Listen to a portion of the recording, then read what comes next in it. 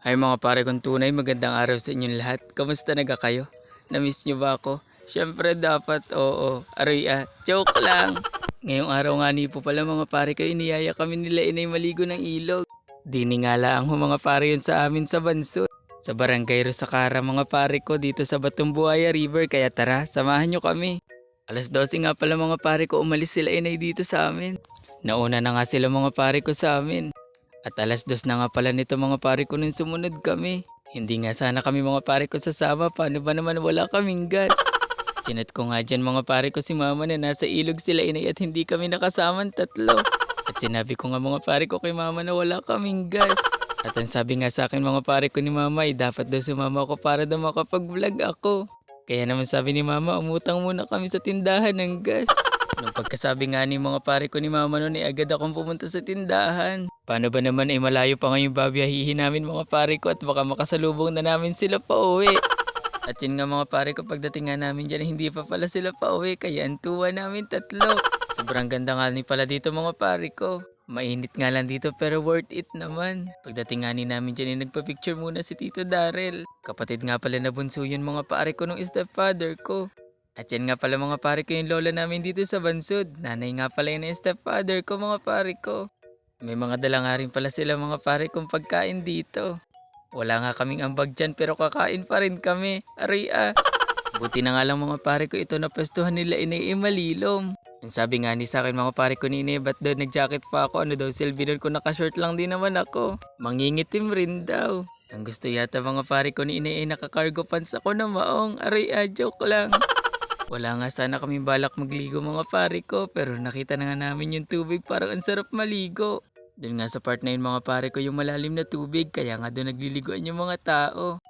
At yung umaakit nga yun mga pare ko yung kapatid kong bunso. May babayadan nga pala dito mga pare kong 10 piso yata na entrance fee. At kung gusto nyo nga mga pare ko na naka-cottage kayo, pwede rin kayo mag-rent. Pero kung gusto nyo mga pare ko na nakababad lang kayo sa tubig, pwede rin kayo dyan mga pare ko. Wala rin kayong babayadan. Buti na nga lang mga pare ko na una sila inay dito sa may ilalim ng puno. Kaya naman hindi na rin sila nag-rent ng cottage. At sa part ngayon mga pare ko ay pupunta kami dun sa taas. Mas maganda kasi dun mga pare ko yung view. At diyan nga mga pare ko may nakita kong dalawang cute na duck.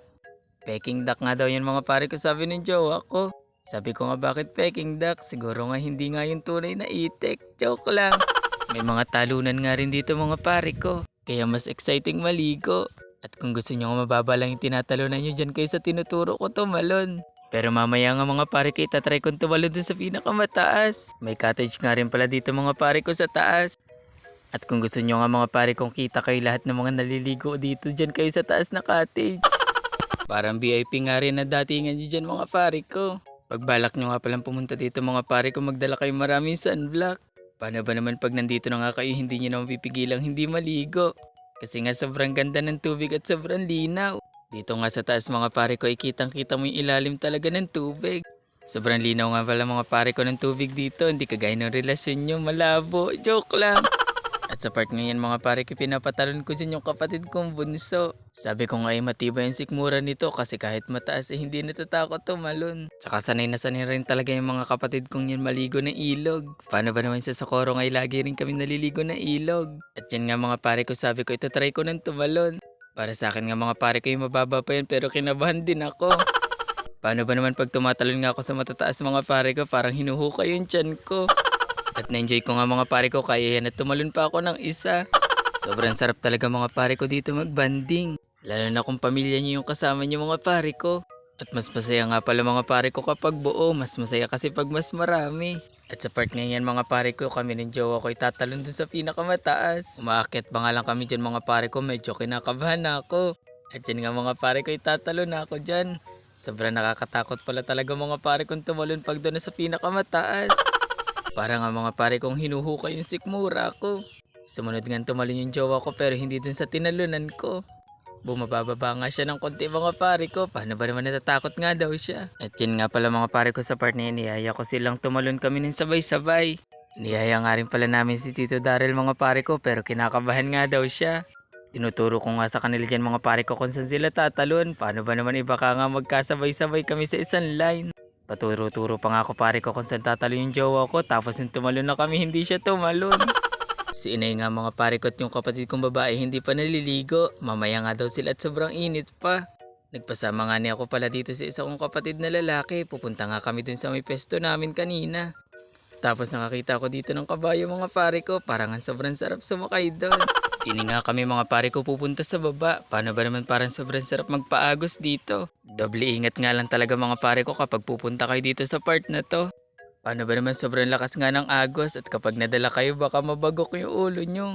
At sa part ngayon mga pare ko tinry ko magpadala sa agos at ayan nga't natudtod yung pet ko aray ah. Sobrang sakit nga mga pare ko kaya hindi na ako umulit. At dun nga mga pare ko sa part ng kapatid ko na yun may host din mga pare ko ng tubig. Malinis ngayon mga pare ko at pwede kayong uminom doon. Pwede nyo rin nga palang gamitin yung mga pare ko sa sinaing. Sobrang layo nga pala nito mga pare ko kaya walang kuryente dito. At ang mga karaniwang nakatira dito mga pare ko ay mga katutubong mangyan. Nagpakuha rin pala ako dyan mga pare ko sa kapatid ko kanina ng kamote. Babalik na nga rin daw siya dun sa taas mga pare ko para maligo. Nagpaiwan nga ako dito mga pare ko para mag-video kaso nga parang ayaw sa akin ng tubig. Paano ba naman nadulas ako sa bato? Kaya bumalik na nga ako dito mga pare ko. Hinahakot nga nila dyan mga pare ko yung gamit dun sa taas. Lilipat nga pala kami dun sa taas mga pare ko ng pesto. Paano ba naman dun nga kami kakain at pag dito pa nga kami kumain baka masayang pa at matapon lang sa tubig. Kala ko nga mga pare ko uuwi na agad kami hindi pa nga ako nakakapag-enjoy aria. Hahawakan ko nga sana dyan mga pare ko yung itik. Paano ba naman sobrang puti nga at parang ang sarap haplusin ng katawan. Kaso nga lang ay mailap. At yun nga mga pare ko si inay mag-ahay daw siya sa vlog. At ito nga kapatid kong babae mga pare ko ay naboring na kaya yan at nagbabalance na siya dyan ng mga bato. Sabi ko nga sa kanya dyan mga pare ko ay maligo na siya kaso nga lang daw ay mainit pa. Sabi ko nga sa kanya dyan mga pare ko ay maligo na at paano ba naman wala na rin nga naman siya ipuputi. Joke lang. At dyan nga mga pare ko ay nagsisindi na sila Tito Daryl ng uling. At magluluto na nga daw siya. At ako naman ay pupunta dun sa may parang kuweba mga pare ko. Paano ba naman masarap nga daw yung tubig dun at malamig. Sobrang hirap na hirap nga mga pare ako dyan maglakad. Paano ba naman nakatsinelas ako? Nagtsinelas nga ako mga pare ko habang naliligo. Paano ba naman baka nga makayapak ako dito ng matitilos na bato at dyan nga ay nakakita pa ako ng maraming bote ng gin. Niloloko ko nga dyan yung kapatid ko mga pare ko na dalhin sa bahay at ibenta niya sa magbabakal. Joke lang. Nakaranas din ba kayo ng mga pare ko? Yung tipong mag-iipon kayo ng maraming bote at ibebenta nyo sa magbabakal. At sa 10 piso nga mga pare ko mapapagbentahan nyo, ituwan-tuwa na kayo. At sa mga nakaranas nga nun mga pare ko, alam nila yung feeling na makaipon ng ganong karaming bote. At yun nga yung childhood memories na hindi ko makakalimutan mga pare ko.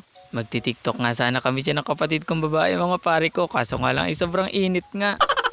Ayan nga mga pare ko, naligo na rin yung kapatid kong babae. Paano pa naman iniinggit nga daw siya. At yung jowa ko naman dito mga pare ko na boring kaya yan at nagbabalance siya ng bato. At yan nga si inay mga pare ko sabi ko maligo na rin siya. At dito nga mga pare ko sa gilid nagluluto na sila Tito Daryl at yung kapatid ko. Pansit Canton ngayon lulutuin nila mga pare ko. Sobrang galing ngayon nagawa nilang lutuan dyan mga pare ko.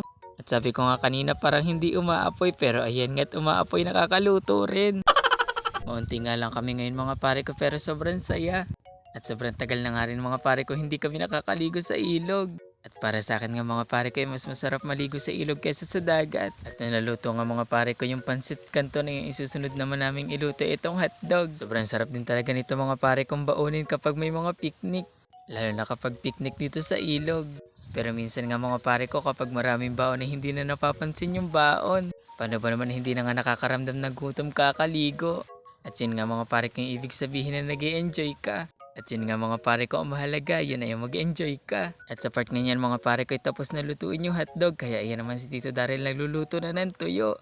Isa rin to sa masarap baunin mga pare ko at napakasarap din talaga naman ng tuyo. At yan nga mga pare ko naamoy ko na yung amoy ng tuyo. At sobrang nakakaramdam na rin talaga ako ng gutom.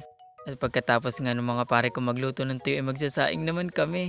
Maunti nga lang yung nadala ni inay na bigas. Paano ba naman hindi nga kami kasama kaninang 3 at nabigla nga si inay nung sumunod kami.